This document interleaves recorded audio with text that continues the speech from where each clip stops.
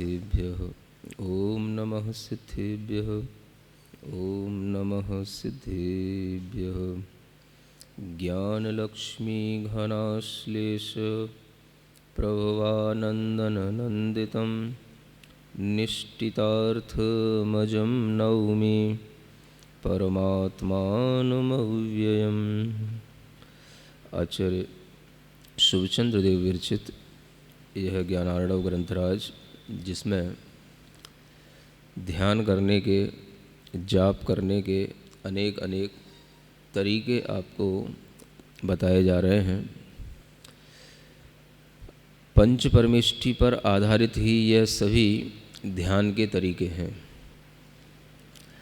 जैन दर्शन में इन पंच परमेष्ठि का जो महत्व है वह इसी बात से आप लोगों को जानना चाहिए कि पंच परमेष्ठि में सभी प्रकार के गुणों का ग्रहण कर लिया जाता है।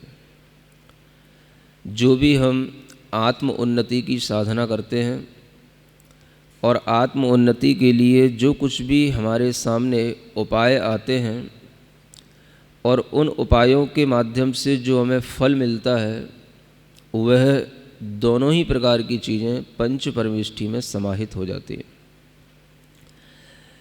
एक मार्ग का फल होता है और एक मार्ग का उपाय होता है ना। दो चीज़ें जानना। एक मार्ग का फल, जिस मार्ग पर हम चल रहे हैं, जिस रास्ते पर हम चल रहे हैं, उस रास्ते से हमें क्या मिलेगा, तो एक वह मंजिल बताने वाली चीज़ होती है और एक उस मार्ग पर चलने का उपाय बताने वाली चीज़ होती है कि हम उस रास्ते पर कैसे चलें। तो दो ही चीज़ें होती हैं। यदि रास्ता है तो उस रास्ते पर चलने का हमें तरीका आना चाहिए, उपाय मालूम होना चाहिए, और उपाय ज्ञात होने के बाद में हमें उस रास्ते पर क्या मिलेगा, क्या हमारे लिए उसका फल मिलेगा, वह मंजिल क्या है, वो हमको मालूम होना चाहिए। तो आप देखो कि इस पंच परमेष्ठि में इन दोनों ही चीज़ों का समावेश किया गया है। अरहंत, सिद्ध, आचार्य, उपाध्याय और साधु, यह जो पांच परमेष्ठि आपके लिए पंच गुरु के नाम से जाने जाते हैं, इन्हीं पंच गुरुओं में आचार्यों ने ऋस नमोकार मंत्र के इन पांच पदों में वह मार्ग का उपाय और मार्ग का फल, इन दोनों को समाहित कर लिया है। जब आप अरहंत और सिद्ध का नाम लेते हैं तो आपको लगने लग जाता है यह क्या है, तो ध्यान में आना चाहिए हम जिस रास्ते पर चल रहे हैं उस रास्ते का यह मंजिल है, यह फल है, अरहंत और सिद्ध। यूँ समझ सकते हैं कि सिद्ध हमारा अल्टीमेट गोल है ना, और उससे पहले जो अरहंत अवस्था है वो भी एक हमारा गोल ही है, लेकिन उसे हम यूँ समझ लें ये सेमीफाइनल है, वो फाइनल है। समझ आ रहा? ये हमारे लिए क्या हो गया, मार्ग का फल हो गया, है ना। रास्ते से हमें कहाँ पहुँचना है, ये हमारा ध्येय हो गया। और इसी तरह से जब हम रास्ते पर चलने की कोशिश करते हैं तो हमें ये तीन आत्माएं और दिखाई देती हैं, आचार्य, उपाध्याय और साधु। ये हमें क्या करते हैं, ये चलने के तौर तरीके बताते हैं। हाँ, कैसे चलना, चलते हुए भी कहाँ कहाँ पर क्या सावधानी रखना, किस तरह से जब रोड खराब आए, है ना, जर्क ज़्यादा लगें, समझ आ रहा है, गड्ढे ज़्यादा मिलें रास्ते पर, तो अपनी गाड़ी को कैसे चलाना, है, कैसे अपने अंदर इरिटेशन पैदा नहीं करना, अगर कहीं पर जाम भी लगा मिल जाए तो रास्ते पर चलते समय जैसे अनेक तरह की बाधाएं आती हैं और उन बाधाओं से हम गुजरते हुए अपनी मंजिल तक पहुंचते हैं, ऐसे ही आचार्य, उपाध्याय और साधु, ये तीनों जो गुरु हैं, ये हमें उस रास्ते पर चलने का उपाय बताते हैं, तरीका बताते हैं और हमें उस स्थान तक ले जाते हैं जहां हमें पहुंचना है। तो आपके लिए दोनों ही चीज़ें उपयोगी हैं। केवल रास्ता बता दिया जाए, भाई रास्ता दिख रहा है, तो भी चलने में कठिनाई होती है। केवल किसी ने मंजिल बता दी तो भी वहाँ तक पहुँचने में कठिनाई होती है।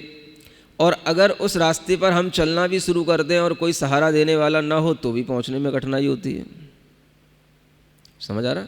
तो तीनों चीज़ें होनी चाहिए।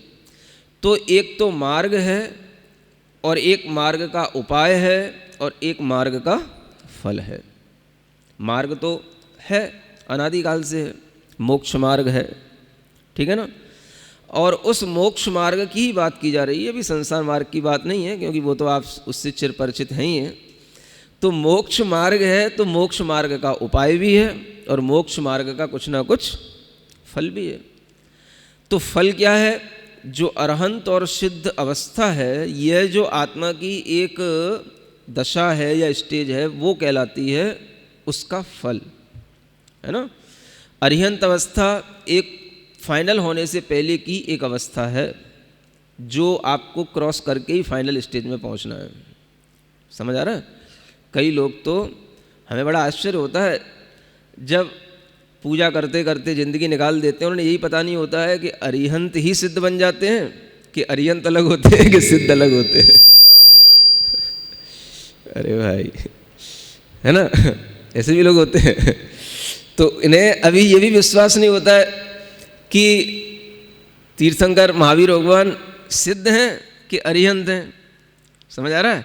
अगर वो सिद्ध हैं तो हम उनकी अरिहंत भगवान की प्रतिमा के रूप में पूजा क्यों करते हैं? ऐसा पूछते हैं बड़े बड़े पड़े, मतलब पुजारी पूजा करने वाले, जिंदगी भर उपदेश सुनने वाले लोग भी अरिहंत और सिद्ध के फंडे से क्लियर अपने आप को नहीं रख पाते। समझ आ रहा है? तो इसलिए बता रहा हूँ कि सिद्ध जो है वो हमारी फाइनल स्टेज है, एक जो है अल्टीमेट गोल है, और अरिहंत उससे पहले का एक सेमीफाइनल है, उसमें होकर के ही आपको फाइनल में पहुंचना है। समझ आ रहा है? तो जो कोई भी आत्माएं पहले हो चुकी हैं, जिनकी हम आज आराधना करते हैं, वो सारी की सारी आत्माएं वर्तमान में तो सिद्ध अवस्था में ही होती हैं। भले ही हम उनकी अरिहंत अवस्था में, है ना, मूर्ति के रूप में, प्रतिमा के रूप में उनका एक आलम्बन लेकर के पूजा करते हों, लेकिन हमें ये ध्यान रखना चाहिए कि यह अरिहंत और सिद्ध अवस्था एक तरह का हमारी मंजिल है, यही हमारा फल है, मोक्ष मार्ग का यही जो है अंतिम निष्कर्ष है। तो जब ये चीज़ हमारे सामने होगी तब हमें इन पंच परमेष्ठियों का आलम्बन लेकर के जो भी ध्यान कराया जाएगा, उनके अक्षरों का ध्यान करते हुए, उनके पदों का ध्यान करते हुए, तो वह आपका ध्यान पदस्थ ध्यान बन जाएगा। क्योंकि आपको मालूम है कि इस शब्द का अर्थ कहाँ जा रहा है। इसको क्या बताया था हमने? वाच्य वाचक संबंध, है ना। तो शब्द भी मालूम होना चाहिए, शब्द कहलाता है वाचक, और उसका जिससे संबंध है वो शब्द का वह जो अर्थ है वो कहलाता है वाच्यभूत पदार्थ, है ना। तो जब आपसे कहा जाए अरिहंत, तो अरिहंत कहते हुए अरिहंत शब्द और उस शब्द में निहित अर्थ, ये दोनों आपके दिमाग में आ जाते हैं, और आ भी जाना चाहिए, क्योंकि इतना सभी लोग पढ़े लिखे होते हैं कि अरिहंत कहने का मतलब यहाँ क्या बताया जा रहा है। अरिहंत का मतलब एक ऐसा, है ना, रूप जो हमें मंदिर की प्रतिमाओं में दिखाई देता है, वैसा ही एक बड़ा रूप, शमौ शरण में गंधकुटी पर सिंहासन के ऊपर विराजमान एक साक्षात जीवंत रूप जो हमें यहाँ पर प्रतिमा के रूप में दिखाई दे रहा है, वही वहाँ पर साक्षात जीवंत रूप है। लेकिन बाहर की स्थिति, इंद्रियों की स्थितियाँ और जो शरीर की गतिविधियाँ, वो सब वैसी होंगी जैसी आपको यहाँ पर प्रतिमा में दिखाई दे रही हैं। तो अरिहंत कहते हुए एक ऐसा हमारे सामने एक स्थिति आ जानी चाहिए जो हम देखा करते हैं, गोल समौ शरण में बीचों बीच में एक कोई दिव्य पुरुष, है ना, बैठा हुआ है, चारों ओर अष्ट प्रातिहार्यों से सुशोभित हैं, और वह अरिहंत का वाचक ही यहाँ पर ये अरिहंत अक्षर बताए जा रहे हैं। तो अरिहंत कहने से अगर हमारा वहाँ दृष्टि जाती है तो ये वाच्य वाचक संबंध बन जाता है। कौन सा? समझ आ रहा? सिद्ध कहा, सिद्ध कहने से हमारी दृष्टि में वह शुद्ध आत्माएं जो अरिहंत होने के बावजूद भी सिद्ध हो गए, संसार के सबसे लोक के सबसे ऊपरी भाग पर स्थित हैं, आत्माएं हैं, आज भी हैं, परम आनंद में हैं। तो केवल उस आत्मा पर दृष्टि जाना, शरीर के बिना केवल वह शुद्ध आत्माएं अनंत काल से अपने अनंत आनंद में निमग्न हैं और अनंत काल तक ऐसे ही रहेंगे। तो सिद्ध कहते हुए हमारी दृष्टि में वह सिद्ध भी आ जाना, तो ये क्या कहलाता है? वाच्यवाचक संबंध, है ना। अब इसमें क्या होता है कि यदि आप अपनी दृष्टि वहाँ तक नहीं भी ले जा रहे हैं, लेकिन आपको नॉलेज है, पता है कि हाँ अरिहंत का मतलब ये होता है, सिद्ध का मतलब ये होता है, तो आपके लिए वह वहाँ पर दृष्टि नहीं जाने पर भी आपकी श्रद्धा में, ज्ञान में वो चीज़ बैठी है, तो अपने आप आपको वही फल मिलेगा जो आप केवल अरिहंत या सिद्ध का नाम लेकर के भी ध्यान करेंगे तो जो आपको फल मिलेगा वो मिलेगा। समझ आ रहा है कि नहीं आ रहा है? दोनों चीज़ें अगर हमें ज्ञात हैं कि हम नाम ले रहे हैं तो नाम भी एक पवित्र है और उस पवित्र आत्मा का संबंध या उसकी जो है स्थिति किस रूप में है यह भी हमको ज्ञात है, तो हमारे लिए उस नाम में अपने आप उस नाम के ध्यान में, जाप में एक अद्भुत तरीके की शक्ति आ जाएगी, क्योंकि आपको पता है अरिहंत माने क्या होता है, सिद्ध माने क्या होता है। समझ आ रहा है? कुछ लोग ऐसे भी होते हैं, मान लो जिन्हें पता भी नहीं होता। अगर जिन्हें पता नहीं है कि अरिहंत माने क्या होता, सिद्ध माने क्या होता, तो भी वह अगर अरिहंत और सिद्ध का नाम ले लेते हैं इस भाव से कि ये कोई विशेष चीज़ होगी, हमें नहीं मालूम, अभी तक हमने पढ़ा नहीं, जाना नहीं, तो भी उनके लिए उसका फल मिलता है। क्या सुन रहे हो? अब आप किसी मरे हुए कुत्ते को अरिहंत से सुनाओगे तो एकदम से कोई जरूरी तो नहीं उसको पता हो कि सिद्ध भगवान क्या होते हैं, अरिहंत भगवान क्या होते हैं। नाग नागिन को आपने अरिहंत सिद्ध सुना दिया तो उसको पता तो नहीं एकदम से कि क्या अरिहंत होते हैं, क्या सिद्ध होते हैं, लेकिन सुनने से भी ये श्रद्धा पैदा हो जाना कि हाँ कोई हमें कुछ अच्छा सुना रहा है और कोई हमें दिव्य शक्ति की ओर ले जाने वाला कोई हमें नाम सुनाया जा रहा है, तो इस नाम से ही हमारा कल्याण हो जाएगा। अगर हम इतना भी ध्यान रख करके चलते हैं तो भी हमारे लिए ये अरिहंत और सिद्ध के जाप, ध्यान, ये पदस्थ ध्यान की पद्धतियाँ लाभदायक होती हैं। सुन रहे हैं ना? ओम अरहम नुकसान कभी नहीं है, कहीं नहीं है। समझ आ रहा है? मोक्ष मार्ग में चलने वाले को किसी भी तरीके से कभी कोई नुकसान होता ही नहीं। क्या समझ आ रहा है? हाँ, ये रास्ता ऐसा है जहाँ पर आप किसी भी तरीके से कुछ भी सोचो, कुछ भी करो, आपको घाटा नहीं लगेगा कभी भी। हाँ, आप हल्के हल्के धीमे धीमे चलोगे तो भी आप चलोगे, रुक रुक करके चलोगे तो भी आप पहुँचोगे, स्पीड से चलोगे तो भी आप पहुँचोगे। आपको यहाँ पर चलने के लिए किसी भी प्रकार की स्थिति बने और जो भी आपको चलने के लिए सहायक सामग्रियाँ मिलें उनसे आपको कभी कोई नुकसान नहीं होगा, फ़ायदा ही फ़ायदा मिलेगा। जो लोग नहीं भी चलना जानते हैं, जब रास्ते पर आते हैं तो उन्हें ज्ञान नहीं होता कैसे चला जाता है, क्या रास्ते पर चलने का तरीका है, उपाय है, तो वह नहीं भी जानते हैं तो भी अगर रास्ते पर आ जाते हैं और ये सोच करके कि चलो हमें कोई ना कोई बता देगा, जो समझाएगा हम समझ लेंगे, हम मान लेंगे और हम आगे चलते चले जाएंगे, तो वह व्यक्ति भी आगे चलता चला जाता है, उसको भी लाभ मिलता चला जाता है। समझ आ रहा है? इसलिए सही मार्ग पर चलने में अगर आपने इरादा भी कर लिया है तो वो भी आपके लिए लाभदायक है, चलना तो और दूर की बात है ना। जब किसी भी जीव जंतु को ये पता भी नहीं होता कि अरिहंत क्या, सिद्ध क्या, और हम उसके कान में अरिहंत सिद्ध डाल देते हैं तो भी वह अरिहंत सिद्ध के फल से सिर्फ इतना ही नाम लेते लेते, जाप करते करते अगर उसका मरण भी हो जाता है तो भी वह एक ऐसा मनुष्य बनता है जिस मनुष्य के बनने के बाद में उसे साक्षात फिर अरिहंत भगवान के दर्शन हो जाते हैं। क्या समझ आ रहा है? यहाँ तो वो अरिहंत अरिहंत करता रहा, उसे पता ही नहीं अरिहंत क्या होते हैं, और अरिहंत कहते कहते मर गया। अगले जन्म में अब उसे अरिहंत दिखाई देंगे, अब उसे अरिहंत के दर्शन होंगे, क्योंकि पहले उसने अरिहंत का नाम लिया है, वो तो पता नहीं था। सुन लिया था उसने। समझ रहे हो? अपने आप उसके सामने वह सब चीजें आ जाती हैं, नुकसान कहीं नहीं है। केवल नाम लेने में जिन लोगों की धारणा है, उनकी धारणाओं को मैं संभाल रहा हूं कि नाम लेने से क्या होता है, नाम लेने में कौन सा फल मिलेगा। समझ आ रहा है? ऐसे कई कथानक हैं पुराणों में जो केवल अरहंत अरहंत कहता रहा।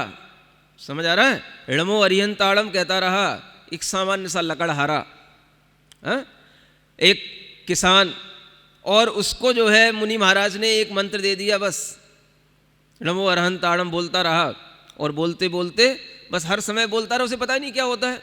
उसने कभी पूछा भी नहीं महाराज से, महाराज बताओ तो अरिहंत माने क्या होता है। श्रद्धा इतनी कि महाराज ने कह दिया है कि अरिहंत है तो माने अरिहंत होता है बस।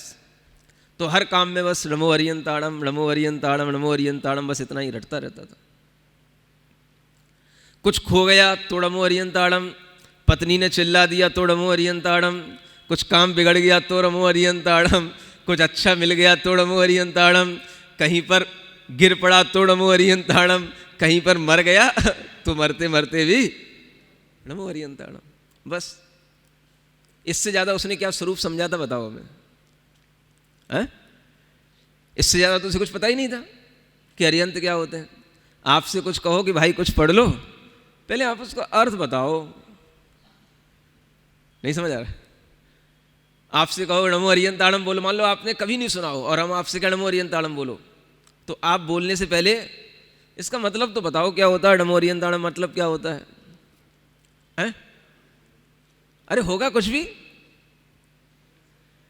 अगर हम कोई भी भगवान है उसका अगर हम नाम भी ले रहे हैं, कोई भी महान आत्मा है उसका हम नाम भी ले रहे हैं, तो वह नाम में भी हमें फल मिल रहा है कि नहीं मिल रहा है? और वो फल अगर गुरु जो उपाय बताने वाला है उसके माध्यम से अगर आप उस नाम को बोल रहे हैं, तो फिर आपको पूछने की जरूरत ही नहीं है कि इसका फल क्या होगा। फल तो अपने आप आपके सामने आता चला जाएगा, दिखता चला जाएगा। तो कभी कभी हम ज़्यादा पढ़े लिखे होने के कारण से भी कुछ कर नहीं पाते, ऐसा हमें लगता है। सुन रहे हो ना? हाँ, ज़्यादा पढ़े लिखे होने के कारण से भी हम कभी कभी कुछ जो काम हमारे लिए आसानी से हो सकते हैं उन्हें हम नहीं करते हैं। दुनिया में भी कुछ ऐसे नियम हैं लोगों ने खोजे हैं, समझ आ रहा है?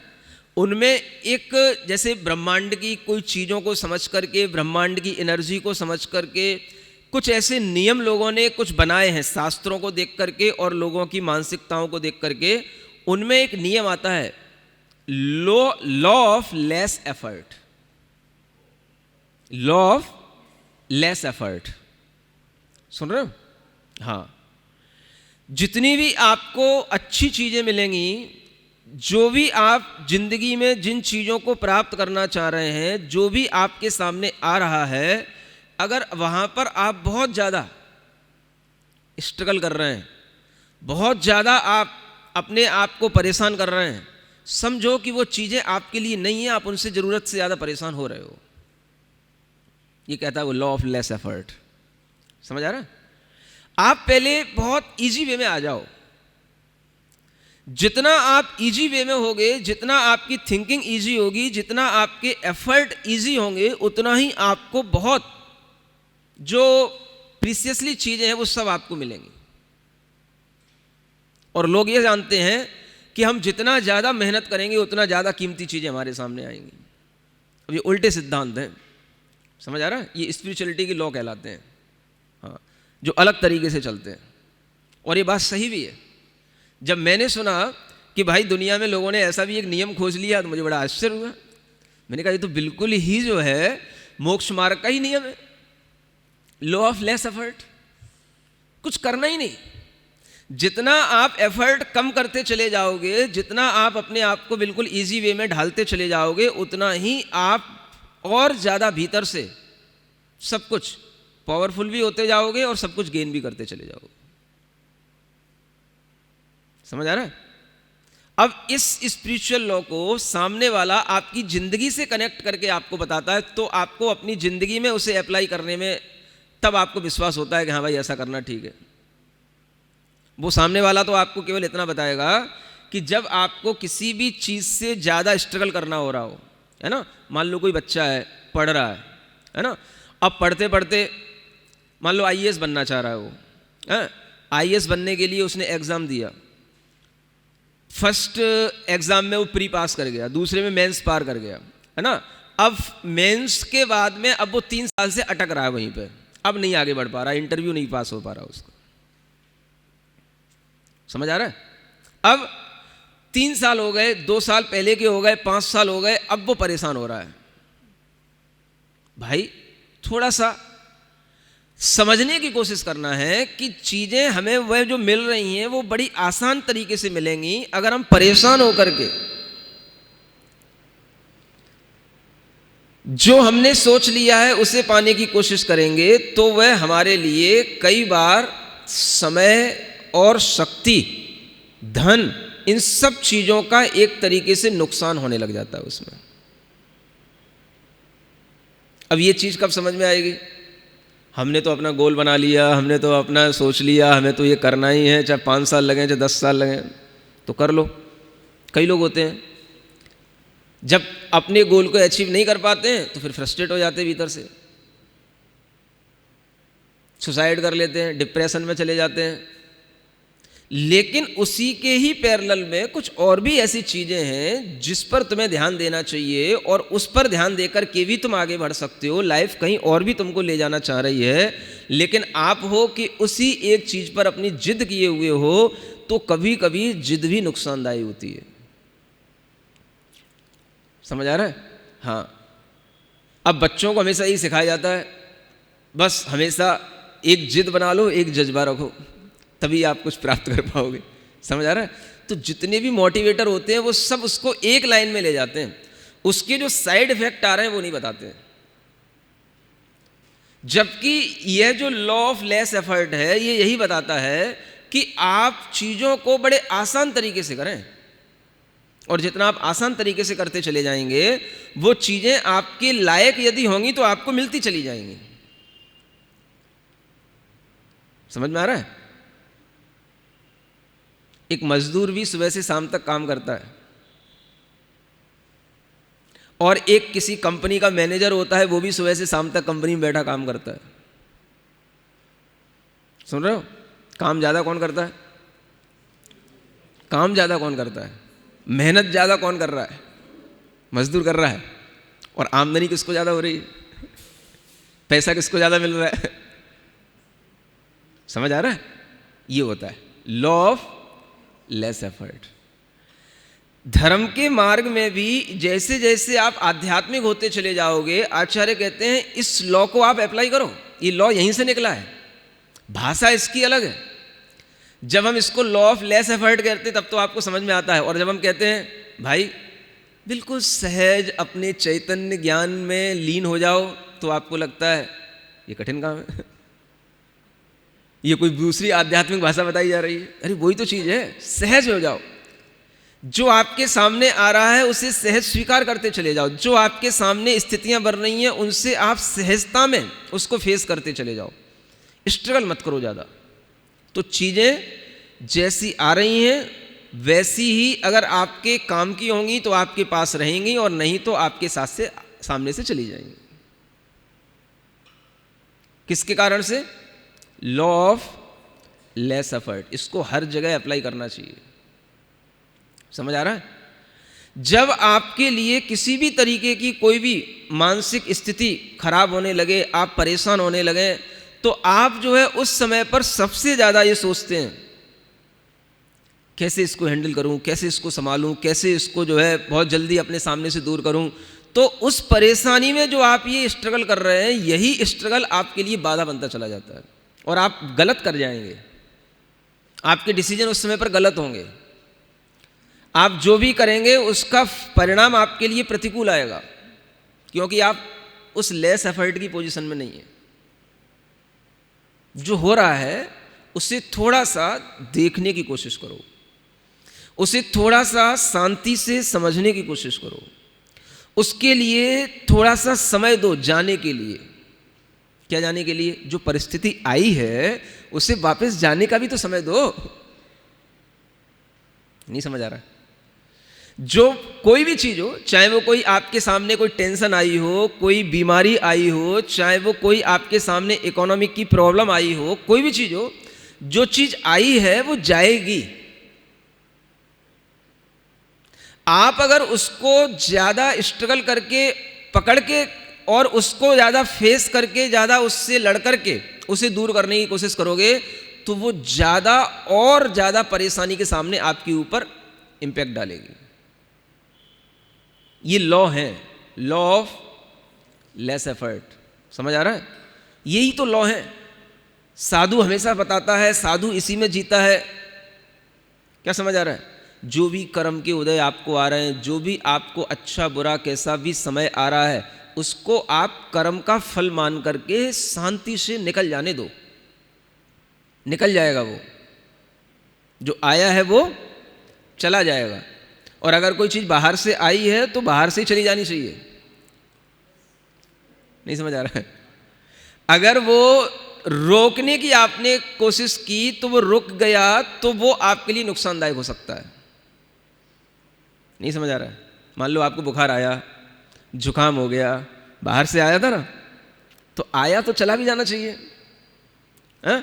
अब वो अगर ज्यादा देर रुक गया तो क्या होगा? तो वो और दूसरी बीमारियां आपके लिए पैदा हो सकती है। समझ आ रहा है? जो चीज बाहर से आई है वो चली जाती है। अपने समय से हर परेशानी आती है, अपने समय से हर परेशानी चली जाती है। आप उसमें बिल्कुल इजी रहो भीतर से। और ये मुश्किल होता है।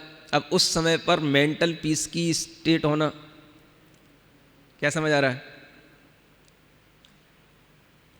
कोई भी किसी भी तरीके की परेशानी में फेस करने के लिए कोई स्ट्रगल नहीं करना, सिर्फ फेस करना और इजी वे में फेस करना, तो ये कहलाएगा लॉ ऑफ लेस एफर्ट। समझ आ रहा है? और ये तभी हो सकता है जब आप या तो अपने कर्म के ऊपर विश्वास कर लें, या अपनी आत्मा के ऊपर विश्वास कर लें, या आप परमात्मा के ऊपर विश्वास कर लें। तीन ही ऑप्शन है। क्या कहा गया? या आप अपने कर्म के ऊपर विश्वास कर लें, या आप अपनी आत्मा के ऊपर विश्वास कर लें, या आप अपने परमात्मा के ऊपर विश्वास कर लें। और कोई चौथा ऑप्शन नहीं है बस। और उस विश्वास के साथ में अगर आप उस प्रॉब्लम को फेस कर रहे हैं तो सिर्फ आप उसको फेस ही करेंगे, स्ट्रगल नहीं करेंगे। और उसी के नतीजे से वह चीज धीरे धीरे आपके सामने से जैसी आई थी वैसे ही चली भी जाएगी और आपको उससे ज्यादा नुकसान नहीं होगा। ये तरीके हैं। समझ आ रहा है? तो जितना हम आध्यात्मिक होते हैं, भीतर से एफर्ट भी उतने ही कम होते चले जाते हैं। अब आप देखो, साधु लोग क्या करते हैं? बैठे रहते हैं। क्या समझ आ रहा है? न दुकान चलाना, न खाना बनाना, न बच्चों की परवरिश करना, समझ आ रहा है? न कोई कंपनी को मैनेज करना, न कोई बैंक बैलेंस की चिंता करना, बस कुछ नहीं। आप समझो कितना इजी वे में है लॉ ऑफ लेस एफर्ट। समझ आ रहा है? अब उसमें भी और लेस एफर्ट ये होना चाहिए कि जो चीजें हैं बिल्कुल मानसिक रूप से भी वह इतना सहज हो जाए, इतना लेस एफर्ट हो जाए कि उसे किसी भी चीज के लिए जो सामने आया है, दिख रहा है, जानने में आ रहा है, वह उसको सिर्फ देखने और जानने तक और सीमित हो जाए, तो उसका लेस एफर्ट और ज्यादा लेस हो जाएगा। समझ आ रहा है? कोई भी चीज पर कोई आक्षेप नहीं, कोई प्रत्याक्षेप नहीं, कोई रिएक्ट नहीं, कुछ नहीं, जो जैसा है ठीक है। समझ आ रहा है? कोरोना है तो कोरोना है, लॉकडाउन है तो लॉकडाउन है, खुल गया तो खुल गया, संक्रमित इतने हो गए तो हो गए, इतने मर गए तो मर गए, इतने जी रहे हैं तो जी रहे हैं। जो हो रहा है सो हो रहा है, क्या कर सकते हो? Law of less effort. ये एफर्ट केवल ऐसा ही नहीं कि हमें केवल अपने हाथ पैर चलाने से ही एफर्ट होता है, दिमाग में भी, मानसिक रूप से भी आप जितना अपने उस एफर्ट के उस वॉल्यूम को डाउन रखेंगे, समझ आ रहा है ना, उतना ही आप भीतर से मेंटली काम एंड कूल अपने आप को फील करेंगे। ये होता है। तो ये तरीके वही हैं। एक हम अरिहंत सिद्ध बोल रहे हैं। अरिहंत कैसे होते हैं? अब उसी के चिंतन में जब हम ज़्यादा पड़ जाते हैं, ये समोसरण, इतनी गलियां, इतने परकोटे, इतनी देव, इतनी देवियां, इतनी सभाएं, इतने प्रातिहार, समझ आ रहा है? अगर आपकी स्थिति इतना सब कुछ सोचने की नहीं है तो आपके लिए केवल अरिहंत इतना कहना ही पर्याप्त है। या आप मेंटली इतने स्ट्रांग हो, आपकी नॉलेज इतनी स्ट्रांग हो कि आपको ये सब सोचना भी बिल्कुल सहज लग रहा हो और बिल्कुल सहजता में आपके सामने अरिहंत कहते हुए सारी की सारी सब चीजें आ जाती हों, इतना आपके अंदर श्रुत ज्ञान हो, तो आपके लिए फिर वही चीज अच्छी है। तो ध्यान हर एक लेवल के साथ होता है। अगर हमारे ज्ञान का लेवल हमको टेंशन देने लग जाए तो हमें अपने लेवल के अनुसार ही ध्यान करना है। समझ आ रहा है? हम सोच रहे हैं कि ध्यान से फायदा मिलेगा, जो आगे और इससे भी बढ़कर के ध्यान आने वाले हैं, रूपस्थ ध्यान, रूपातीत ध्यान, उसमें दिखाया जाएगा समोसरण, उसमें दिखाए जाएंगे सिद्ध भगवान, रूपातीत स्थिति, वहां तक आपका ज्ञान पहुंचेगा ही नहीं। अगर वहां तक ज्ञान पहुंचने में हमें कठिनाई महसूस हो रही है तो आचार्य कहते हैं आप इस पदस्थ ध्यान में ही स्थित हों। आप ये ना सोचें कि उससे ज्यादा फल मिलेगा, इससे कम फल मिलेगा, ये गलत सोच है आपकी। फल बराबर मिलेगा, विश्वास बना के रखो। सिर्फ इतना जानो कि अरिहंत वही है जो हमें प्राप्त होना है, जो हमें देखना है, जो हमें प्राप्त करना है, ये वही अरिहंत है। ये घर में किसी अरिहंत बच्चे का नाम नहीं है, ये वो अरिहंत हैं जिनको हमें प्राप्त करना है। क्या समझ आ रहा है? बस वाचक का संबंध उस वाच्य से है, ना कि हमारी दुकान के नाम से है, ना हमारे जो है घर के किसी व्यक्ति से है। अरिहंत का मतलब वो अरिहंत हैं जो है वो हमारे दिमाग में है। हम आपको बता पाए बहुत ज़्यादा एक्सप्लेन करके जरूरी नहीं है। कुछ लोगों ने देख रखा होता है समोसरण की स्थिति, कुछ लोगों को मालूम होती है, बस उनके दिमाग में आ जाता है ये ऐसे हो जाता है, अरिहंत ऐसे होते हैं। भाई बताओ कैसे होते हैं? बताने के लिए शब्द नहीं है, ज्ञान नहीं है, क्योंकि बताने वाला ज्ञान अलग होता है और जानने वाला ज्ञान अलग होता है। समझ आ रहा है? हाँ, ये भी श्रुत ज्ञान में ही आता है अलग अलग। हाँ, जरूरी नहीं है जो आदमी जितना जानता हो उतना बता पाए। बताने की कला अलग होती है, किसी भी चीज़ को एक्सप्लेन करने का मेथड अलग होता है, वो एक अलग तरीके का ज्ञान का क्षयोपशम होता है। आप बहुत अच्छा जानते हो, उसके बावजूद भी बहुत अच्छा समझा पाओ दूसरे को, जरूरी नहीं है। समझ आ रहा है? लेकिन अगर आप जानते हो तो वो आपकी जानकारी आपके लिए बहुत काम की है। आप खुद में महसूस कर सकते हो कि हाँ हमें समझ में आ रहा है, हम जानते हैं, हमको समझ में आ रहा है, बस पर्याप्त है। आपको टेंशन लेने की जरूरत ही नहीं है। आपके लिए वो चीज़ आपके लिए काम में आने वाली है, बस हो गया। इसको बोलते हैं इजी वे में रहना। समझ आ रहा है? लॉ ऑफ लेस एफर्ट के साथ में अपनी मेंटलिटी को बिल्कुल ईजी बनाओ। तो आपने एक बार अगर इस तरीके का ज्ञान कर लिया है कि अरिहंत ये होते हैं, सिद्ध ये होते हैं, अब हम उस ज्ञान को, उस भाषा को हम भूल भी गए हैं तो कोई इश्यू मत बनाओ उसको। अब हमने पहले सुना था 4 घातिया कर्मों के 6 से अरिहंत होते हैं। अब हमें ध्यान ही नहीं रहा वो घातिया क्या होते हैं, कौन कौन से वो 4 घातिया कर्म है, नहीं मालूम ना? मत लो टेंशन, कोई दिक्कत नहीं।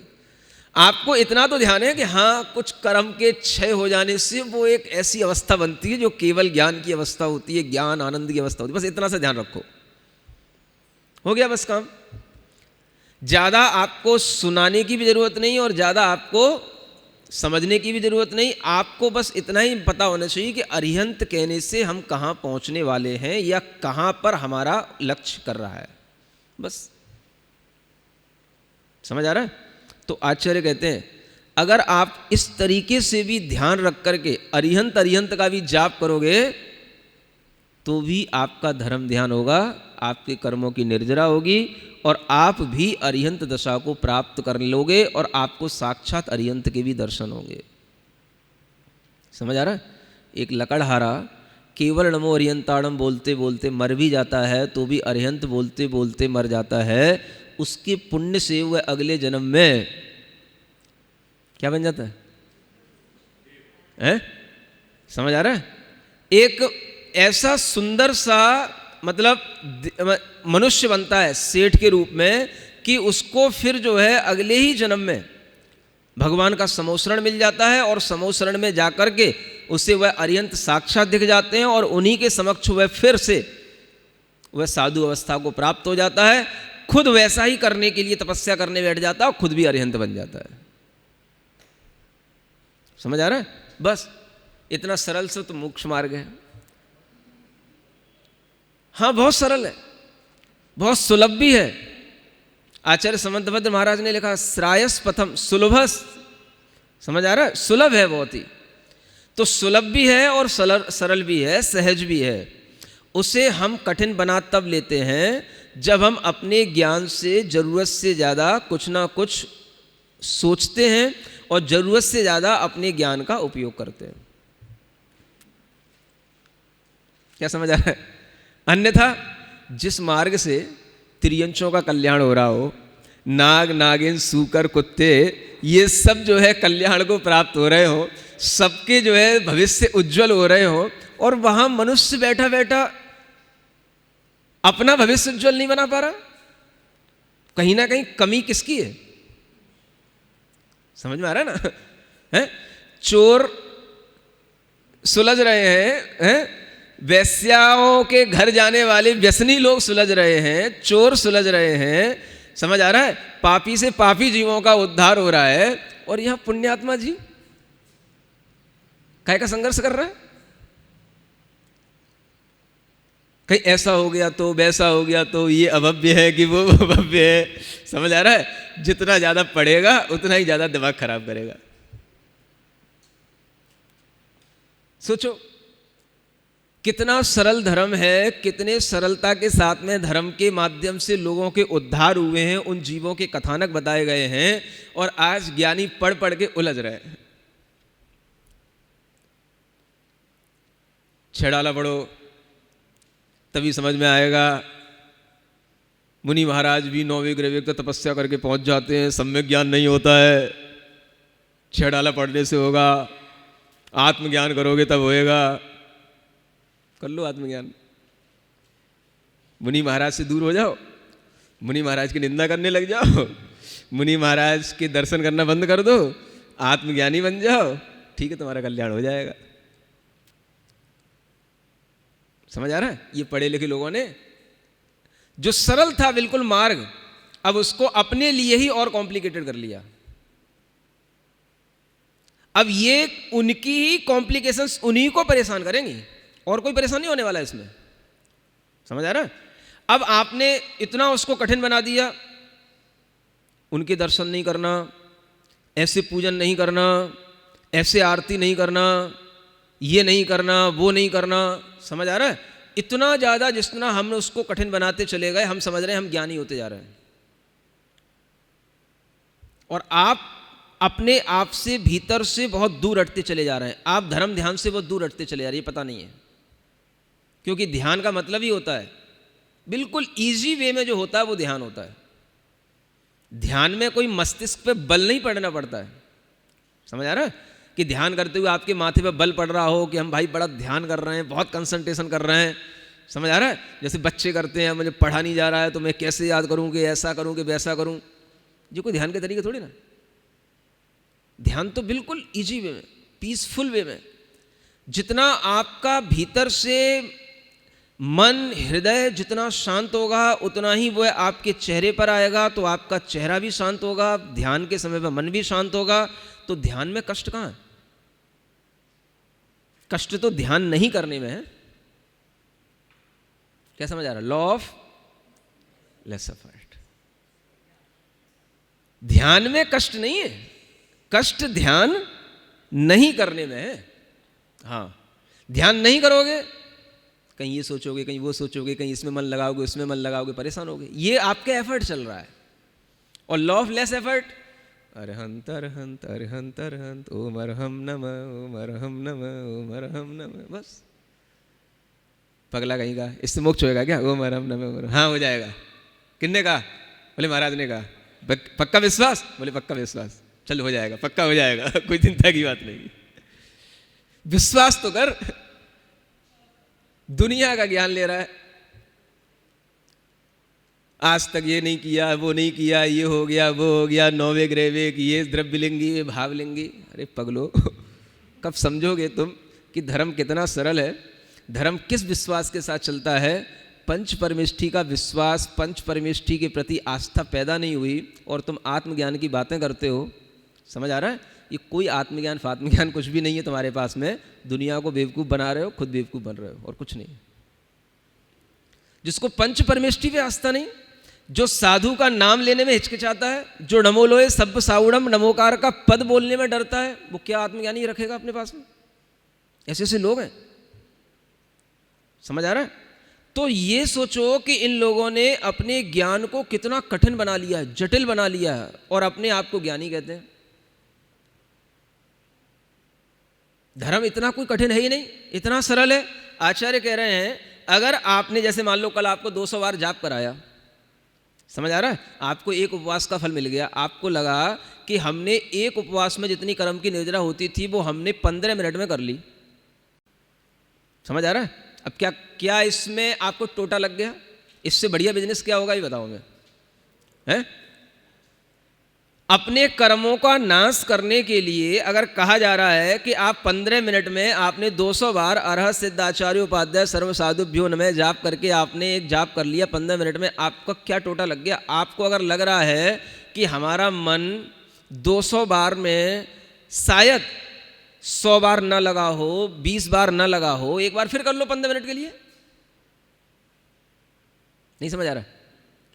बिजनेस को बढ़ाना होता है तो माल को ज्यादा बेचना होता है, टाइम थोड़ा सा ज्यादा लगाना होता है, तो टाइम ज्यादा लगा लो, क्या फर्क पड़ रहा है उसमें?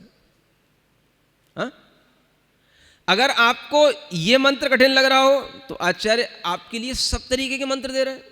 आपको लग रहा है बहुत बड़ा हो गया, चलो भैया छोटा छोटा ले लो। छोटा छोटा बता दूं? देखो क्या लिखते हैं आगे। विद्याम षड्वर्ग संभूताम अजय्याम पुष्पशालिनीम जपन प्रागुक्तमभ्येति फलम ध्यानी शतत्रयम। क्या कहा जा रहा है? एक 6 अक्षरों की विद्या बताई जा रही है। कल कितने अक्षरों की बताई थी?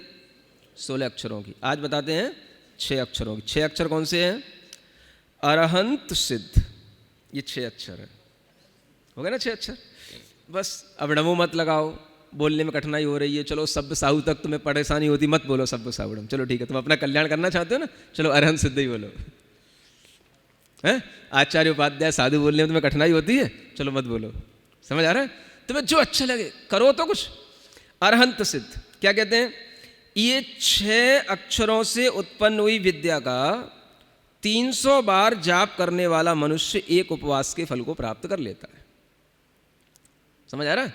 बस अक्षर 6 हो गए, थोड़ी सी क्वांटिटी बढ़ गई, वो 200 बार थी, ये हो गया, ये 300 बार हो गया। समझ आ रहा है?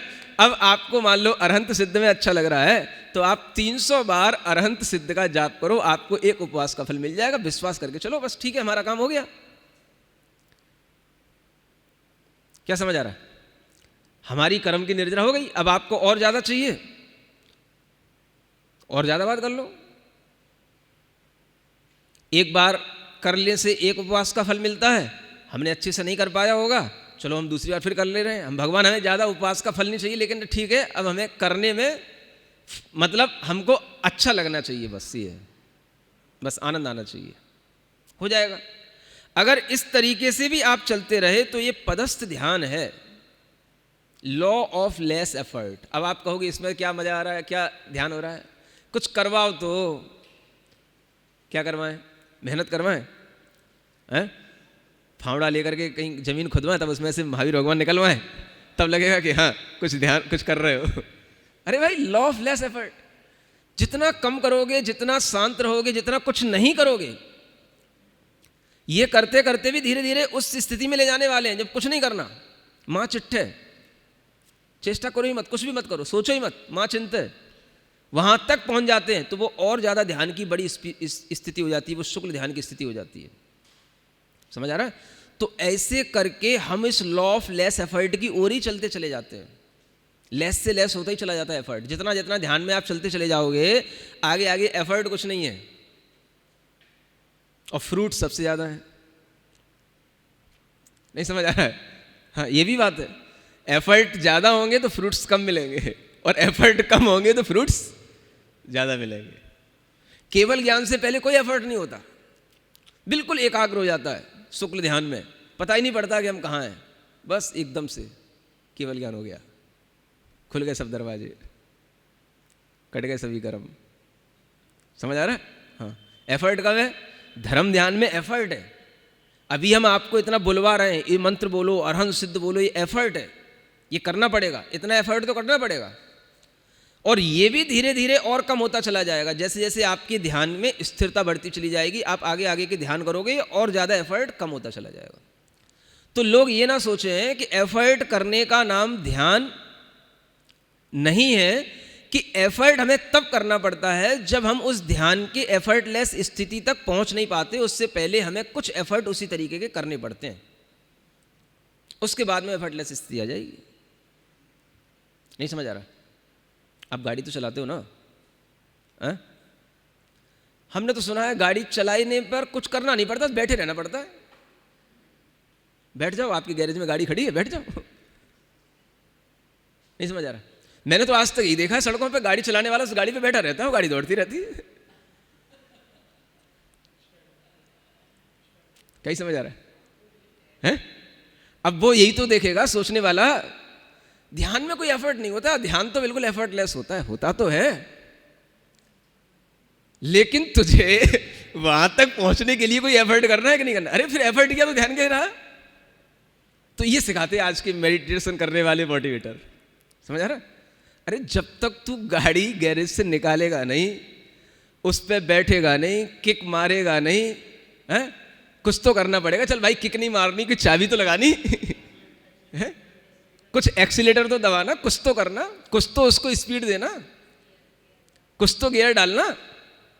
तो जब कुछ होएगा उसके बाद ही तो आएगा, हाँ भैया अब चल रही है गाड़ी, रमा बिल्कुल 4 लाइन है, स्मूथ बिल्कुल, समझ आ रहा है, कोई ट्रैफिक नहीं और गाड़ी बिल्कुल एक स्पीड पे चली जा रही है, और ऐसा लग रहा है सब बैठे हम कुछ कर ही नहीं रहे, एफर्टलेस। अब क्या कर रहे हैं हम? जब गाड़ी 100 की स्पीड पर दौड़ रही है, तब हम उस समय पर अब क्या कर रहे हैं? हम अब कुछ नहीं कर रहे हैं। समझ आ रहा है? ऐसे ही होता है ध्यान। और उस ध्यान से पहले जो हम कर रहे हैं वो भी क्या कर रहे हैं? उस एफर्टलेस स्थिति तक पहुंचने के लिए कर रहे हैं। समझ आ रहा है? तो ये कहलाता है उसके पहले ये सब जो जप है, पदस्थ ध्यान इत्यादि है, ये सब थोड़े से एफर्ट हैं, लेकिन इसके बिना आपको वह चीज मिलने वाली नहीं है। समझ आ रहा है? तो देखो सरल सी बात है, क्या करना है? अरहंत सिद्ध का ध्यान करना है। अब आपको 6 अक्षरों का मंत्र बहुत ज़्यादा हो रहा है, तो आगे आचार्य कहते हैं चतुर्वर्णमयम मंत्रम चतुर्वर्ग फलप्रदम चतुःशतम जपन योगी चतुर्थस्य फलम लवेत। लो साहब एक और कम कर दिया, 4 अक्षरों का मंत्र है, 4 वर्ग होते हैं, धर्म अर्थ काम मोक्ष, और इन सब प्रकार के फल को देने वाला है। इसको जो 400 बार जपता है उसे एक उपवास का फल मिल जाता है। अक्षर कम करते जाओ, क्वांटिटी बढ़ाते जाओ, मैं क्या करूं? समझ आ रहा है?